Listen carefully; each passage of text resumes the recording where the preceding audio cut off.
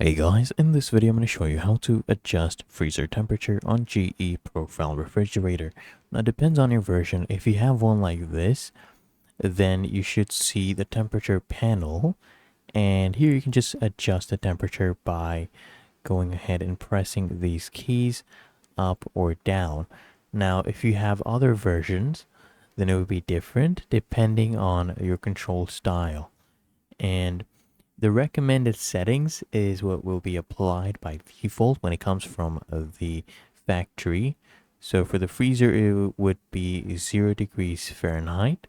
So what you need to do is just come here at the bottom left, click on this gear cog for this model, and you just go ahead and adjust the settings. So you just choose freezer, and then you can go ahead and move that up or down to set the temperature. And here as well, you just come to the bottom left, click on settings, and you adjust it as such. So that is all you have to do to increase or decrease the temperature settings. If you found this helpful, make sure you smash the like button and subscribe to the channel. Really helps me out as well.